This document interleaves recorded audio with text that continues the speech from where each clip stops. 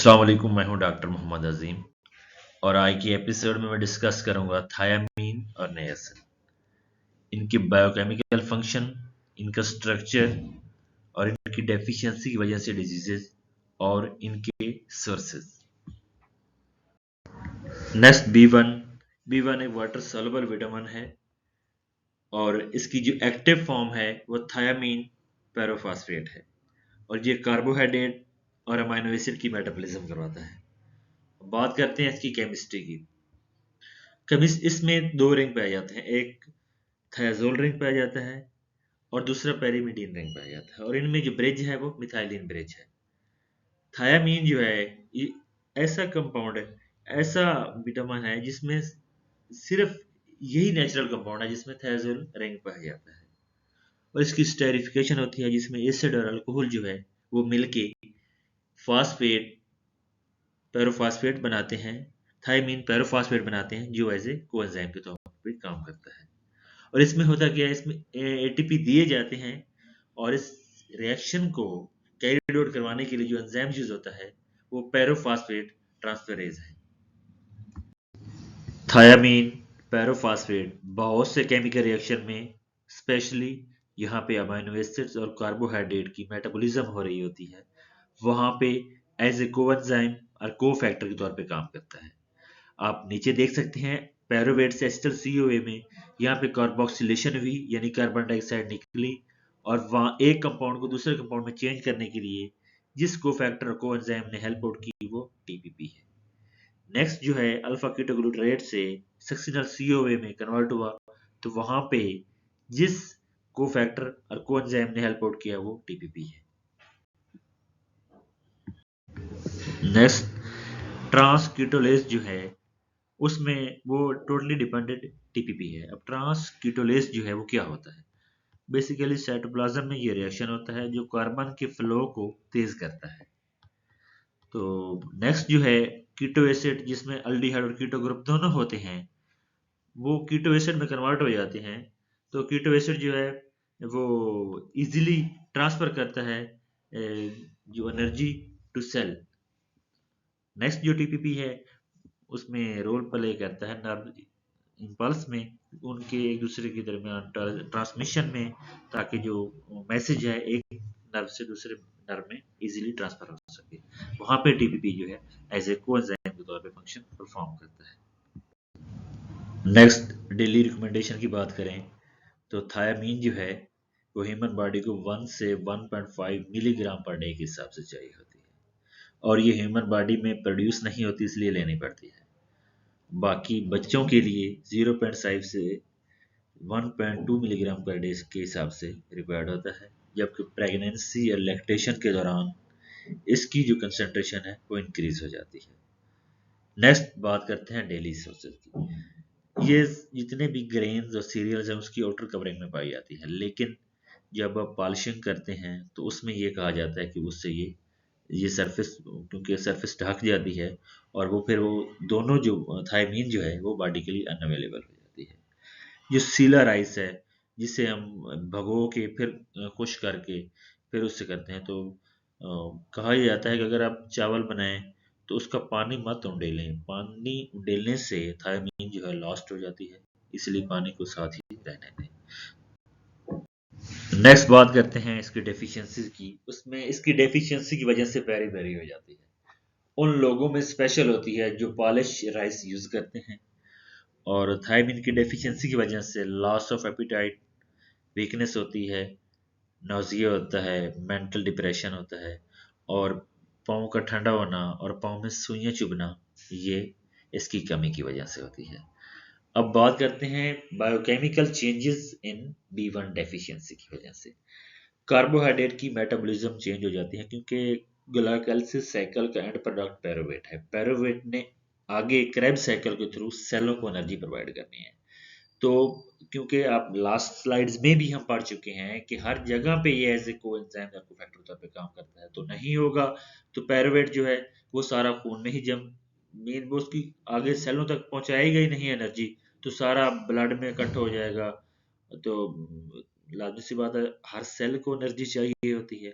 अगर for example mind को नहीं चाहिए तो सबसे तो माइंड डैमेज, तो इसकी वजह से बेरी जो है वो इस थायमिन की डेफिशिएंसी की वजह से हो जाती है। नेक्स्ट बात करते हैं इसकी डेफिशिएंसी की वजह से ट्रांसलोकेज एक्टिविटी रिड्यूस हो जाती है, जिसमें फ्रुक्टोज 5 फास्फेट जो है पेंटोज 5 फास्फेट में कन्वर्ट हो जाती है, वो नहीं होती, यानी कि कार्बोहाइड्रेट की मेटाबॉलिज्म जो है वो स्टॉप हो जाती है। उसके अलावा इसकी वजह से दो बीमारियां होती हैं, वेट और ड्राई बेरी। वेट में ये होता है कि वो दिल इफेक्ट करता है, उसके बाद ड्राई में ये होता है उसमें न्यूरॉन जो है वो इफेक्टेड होते हैं।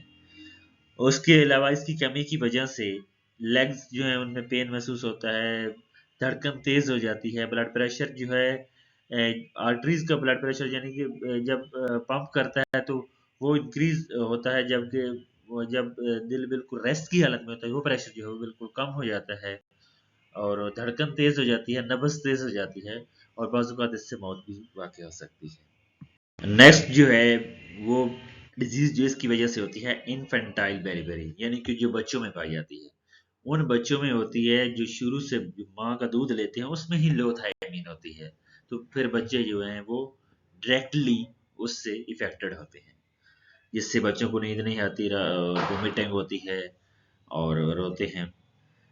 नेक्स्ट जो है वो एक सिंड्रोम है वर्निक-कोर्साकॉफ। ये जो है ये उन लोगों को होता है जो ज़्यादातर अल्कोहल से ज़्यादा यूज़ करते हैं, या उनकी स्मॉल इंटेस्टाइन में थायमीन की सही एब्जॉर्प्शन नहीं हो रही होती, जिसकी वजह से उनको मेंटल रिलेटेड प्रॉब्लम्स जो हैं इस सिंड्रोम की वजह से आते हैं।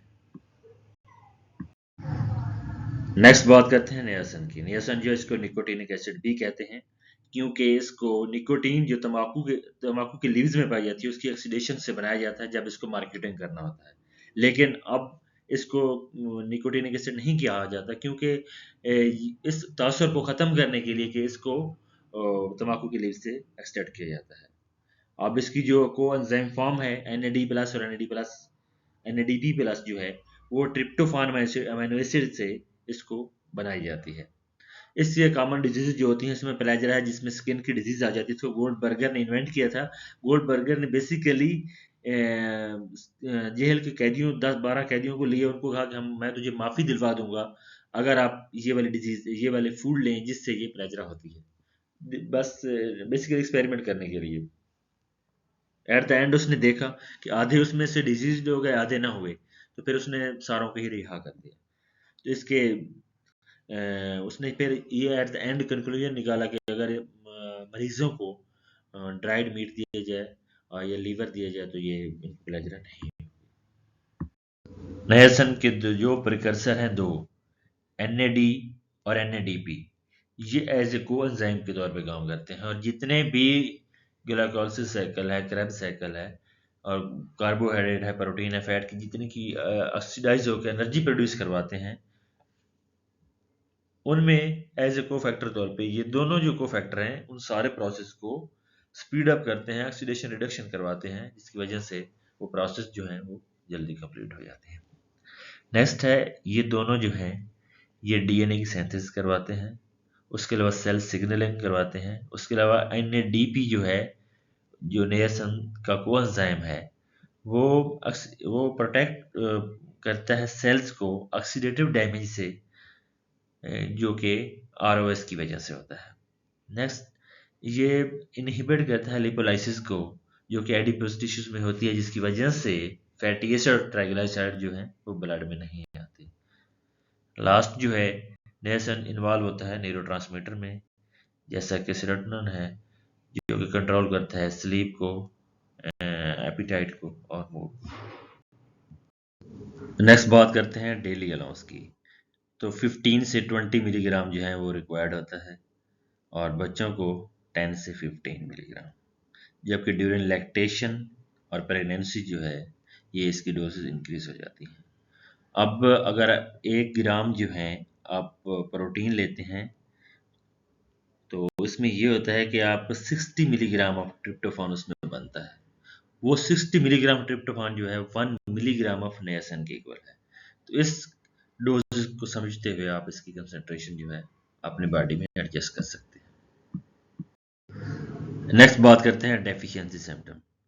नियासिन की कमी की वजह से प्लेजरा होता है जो कि स्किन की डिजीज है, और उससे डीएस भी कहते हैं, जिसकी वजह से डर्मेटिस यानी कि जल्द की बीमारी होती है, डायरिया होती है, तीसरा जो है इसकी वजह से मेंटल प्रॉब्लम आ जाता है। प्लेजरा जो है उन लोगों में ज़्यादा आता है जो कॉर्न और मेज जो है अपनी डाइट में यूज़ करते हैं, बाकियों में इतने ज़्यादा नहीं आता।